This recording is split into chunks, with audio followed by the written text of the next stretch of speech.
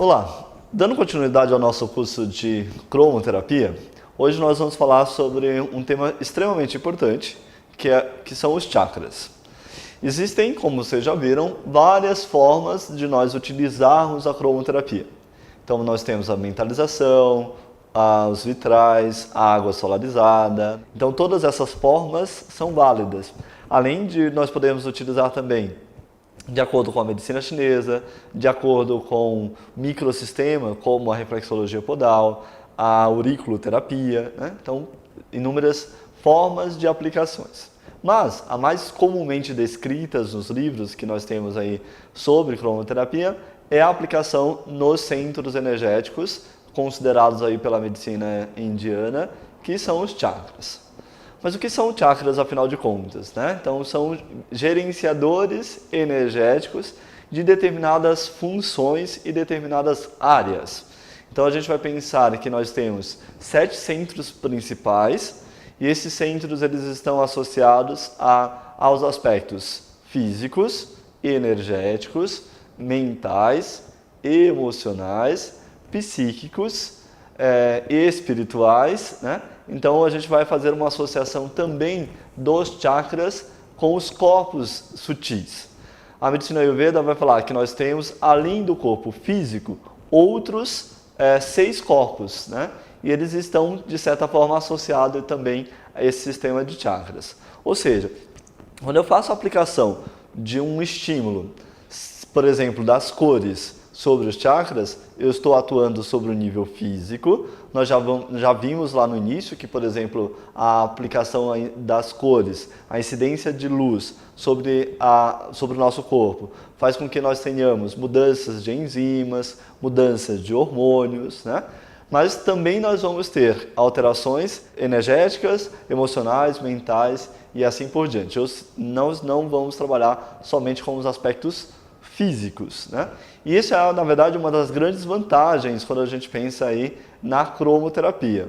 Ou seja, a possibilidade de você trabalhar uma queixa principal que o paciente te traz, mas ele vai sair melhor, além daquela queixa que ele trouxe, de vários outros aspectos. Porque isso tudo está, de certa forma, relacionado e nós vamos observar e perceber essas relações aí entre esses vários aspectos. Quando a gente pensa na cromoterapia e na aplicação sobre os chakras, nós vamos observar o seguinte. Então, são centros de energia, centros de prana, como dizem os indianos, ou centros de chi, como dizem os chineses. E aí, em situações de desequilíbrios, nós temos geralmente 3 condições. Ou há uma deficiência energética desse chakra, ou há um excesso da energia desse chakra, ou ainda, muito comum, uma estagnação da energia. Então nós vamos avaliar, e aí para isso nós vamos ter algumas ferramentas. Quem já, por exemplo, entende e trabalha com a radiestesia, tem lá o uso do pêndulo para avaliar a condição energética desses chakras. E aí eu faço uma observação, uma ressalva com relação a isso, que é o seguinte: geralmente os radiestesistas menos experientes perguntam ao pêndulo se o chakra está em desequilíbrio ou não. E aí observa a resposta positiva ou negativa, sim ou não, né?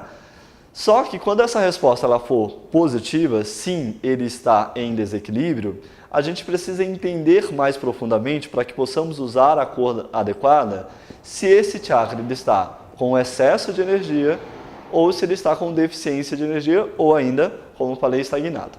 Excesso e deficiência são mais facilmente percebidos. Para quê? Para que eu possa aplicar a cor adequada. O que nós vamos observar? Que se houver deficiência da energia daquele chakra, como via de regra, nós vamos adotar o critério de utilizarmos a cor a este chakra associado para fortalecer essa energia.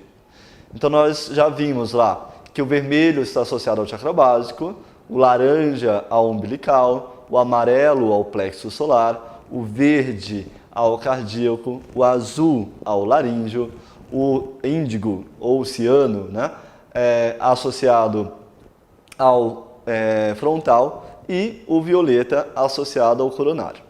Então, caso eu tenha avaliado esse chakra e tenha percebido então uma deficiência dessa energia, então eu vou aplicar essas cores respectivas. Logo, uma deficiência do laríngeo, eu vou aplicar azul. Uma deficiência do cardíaco, eu vou aplicar verde e assim por diante. Uma outra forma de eu perceber se há excesso ou se há deficiência é observando os sintomas. Então, há sintomas que são característicos de uma deficiência da energia e outros que são característicos de excesso. Para a gente pegar como exemplo o chakra básico, então se o chakra básico estiver deficiente, ele vai representar uma falta de libido, uma falta da energia sexual. Se o chakra básico, pelo contrário, estiver em excesso, então esse indivíduo vai ter muita energia sexual, um aumento da libido. E se ele estiver equilibrado, então essa energia sexual estará na quantidade e da forma adequada. Então, pelo sintoma, a gente pode desconfiar. Só que nem todos os sintomas, eles são clássicos ou claros se é excesso ou se é deficiência. E nem todos os sintomas, como a gente vai ver na continuação, eles estão associados a um único chakra. Então nós vamos ter sintomas, por exemplo, como ansiedade, que pode ser um desequilíbrio do chakra básico, ou do plexo solar, ou do cardíaco, ou do frontal, para citar os mais comuns, né? E aí cada um cada um desses chakras em desequilíbrio gera um tipo de ansiedade diferente, uma manifestação diferente da ansiedade. E aí, se houver ansiedade, de certo modo, eu não sei, de fato, se era um excesso ou uma deficiência da energia daquele chakra. Então, é por isso que eu sempre faço uma ficha de avaliação, e aí, a partir dessa ficha de avaliação, eu vou coletar esses sintomas, mas vou também fazer essa comparativa com uma avaliação energética. Uma outra forma de avaliação energética também é o chamado ring test, né? Teste do anel ou teste de resistência entre o polegar e o indicador. Então nós vamos demonstrar na sequência esse teste como que ele é feito. Então, tanto quando eu vou avaliar pelo pêndulo, pelo uso do pêndulo, ou quando eu vou avaliar pelo uso do ring test, esses testes eles são subjetivos, de certa maneira.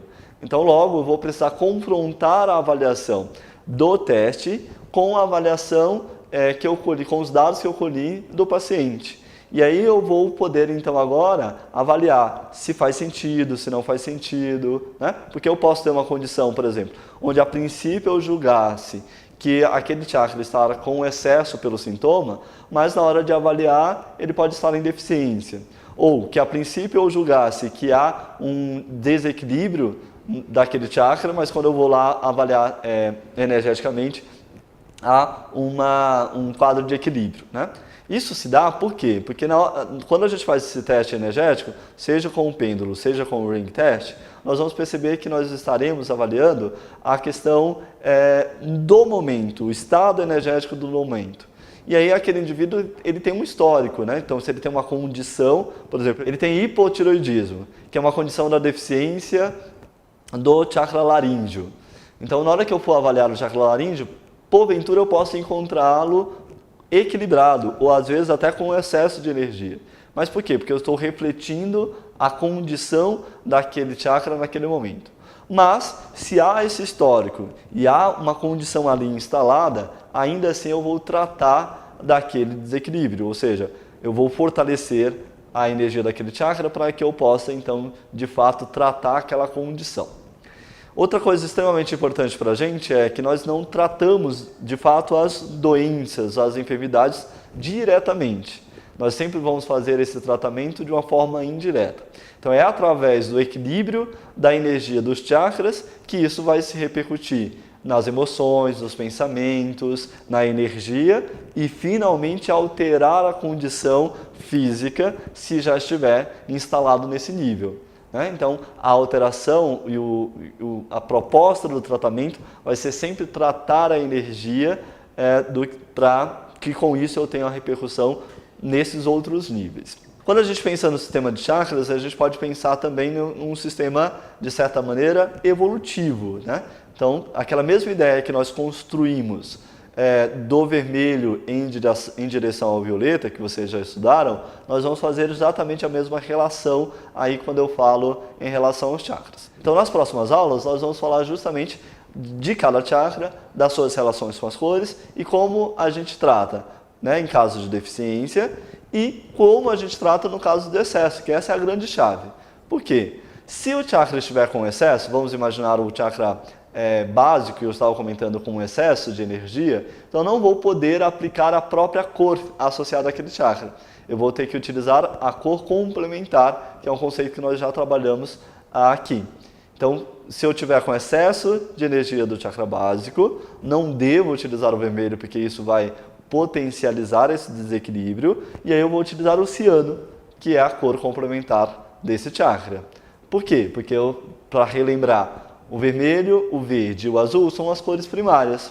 Verde e azul misturados dá como resultado o ciano.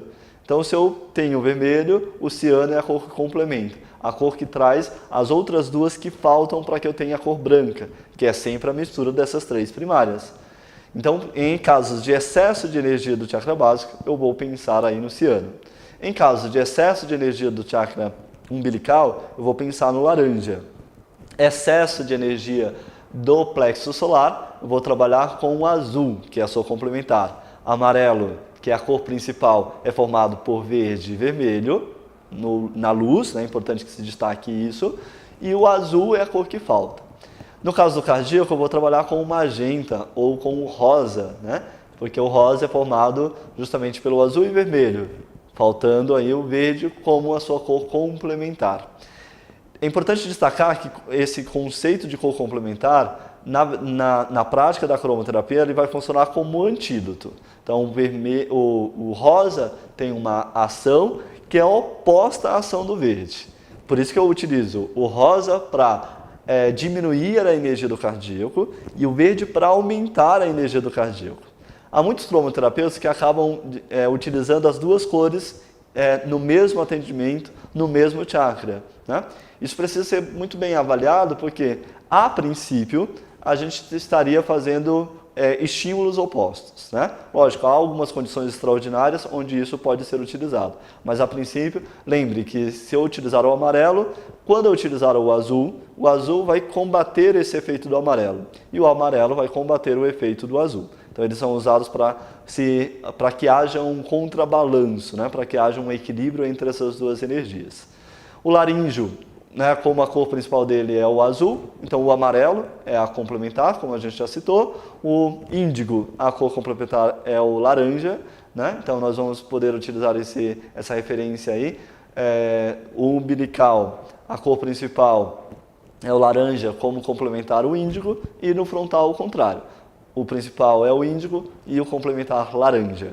E o violeta, né, que é o vermelho e o azul, tem como luz complementar o verde. Então, havendo excesso do violeta, eu vou utilizar o verde.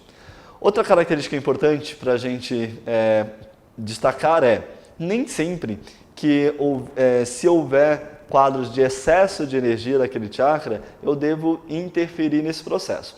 Quer ver um exemplo? Nós temos, por exemplo, o excesso da energia do chakra coronário. O chakra coronário representa a nossa ligação com o mundo espiritual, com a nossa conexão com a nossa essência. Então, alguém que eu avalie que esteja com excesso da energia desse chakra, se ele estiver praticando a sua espiritualidade, se estiver tudo bem com isso, não necessariamente, e não houver nenhum sintoma, né, não necessariamente eu vou diminuir essa energia. Eu posso, inclusive, fortalecê-la, né? Então, tudo vai depender então, de um contexto mais amplo e mais abrangente de avaliação. Uma vez, né, em uma aula, eu recebi a informação que para mim marcou muito, desde sempre, que o aspecto mais importante de qualquer profissional é a avaliação. Para nós que somos profissionais que atuamos com a saúde, né, no nosso caso com a saúde integrativa, com as terapias naturais, isso é extremamente importante. Por quê? Porque se a sua avaliação, se o seu diagnóstico, né, ou como alguns preferem chamar, se a sua diagnose estiver equivocada, é muito provável que o tratamento esteja também equivocado. Então, essa é a sensibilidade, é o treino maior que nós precisamos fazer.